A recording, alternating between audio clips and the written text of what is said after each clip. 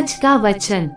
पहला पाठ प्रेरित चरित अध्याय 4 पद संख्या 32 से 37। विश्वासियों का समुदाय एक हृदय और एक प्राण था। कोई भी अपनी संपत्ति अपनी ही नहीं समझता था। जो कुछ उनके पास था तो उसमें सभी का साझा था। प्रेरित बड़े सामर्थ्य से प्रभु ईसा के पुनरुत्थान का साक्ष्य देते रहते थे और उन सब पर बड़ी कृपा बनी रहती थी। उनमें से कोई कंगाल नहीं था, क्योंकि जिनके पास खेत या मकान थे वे उन्हें बेच देते और कीमत लाकर प्रेरितों के चरणों में अर्पित करते थे। प्रत्येक को उसकी आवश्यकता के अनुसार बांटा जाता था। यूसुफ नामक लेवी वंशी का जन्म कुप्रुस में हुआ था। प्रेरितों ने उसका उपनाम बरनाबस अर्थात सांत्वना पुत्र रखा था। उसकी एक जमीन थी, उसने उसे बेच दिया और उसकी कीमत लाकर प्रेरितों के चरणों में अर्पित कर दी। यह प्रभु की वाणी है। सुसमाचार संत योहन अध्याय 3 पद संख्या 7 से 15। आश्चर्य न कीजिए कि मैंने ये कहा, आपको दोबारा जन्म लेना है। पवन जिधर चाहता उधर बहता है, आप उसकी आवाज सुनते हैं किंतु ये नहीं जानते कि वो किधर से आता और किधर जाता है। जो आत्मा से जन्मा है वो ऐसा ही है। निकोदेमुस ने उनसे पूछा, ये कैसे हो सकता है? ईसा ने उसे उत्तर दिया, आप इज़राइल के गुरु हैं और ये बातें भी नहीं समझते।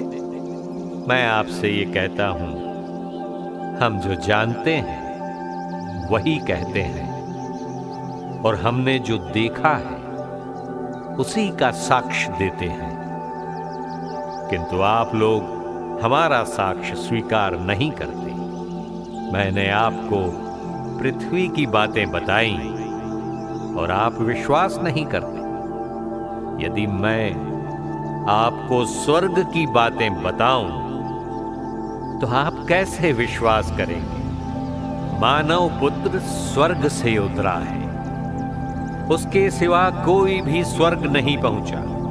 जिस तरह मूसा ने मरुभूमि में सांप को ऊपर उठाया था, उसी तरह मानव पुत्र को भी ऊपर उठाया जाना है, जिससे जो उसमें विश्वास करता है वो अनंत जीवन प्राप्त करे।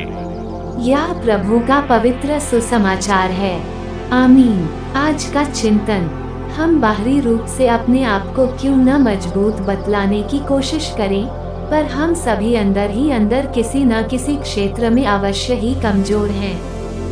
ठीक ऐसे ही हम निकोदेमुस के विश्वास भरी उलझनों को पाते हैं।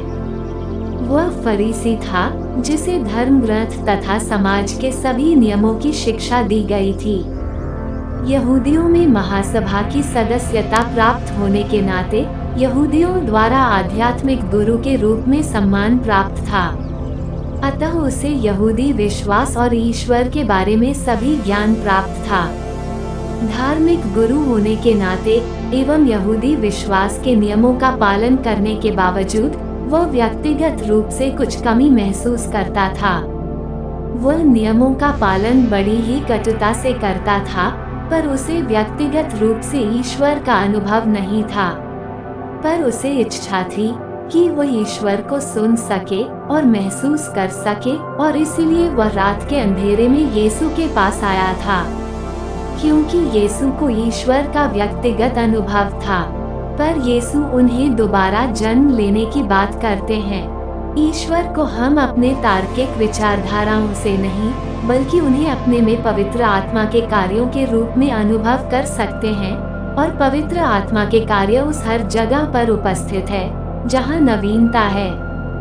पहले पाठ में इसी का जिक्र पाते हैं, जहां लोग बपतिस्मा पाकर अपना सब कुछ दान कर एक नई कलीसिया, नए विश्वास, नई आशा को जन्म देते हैं।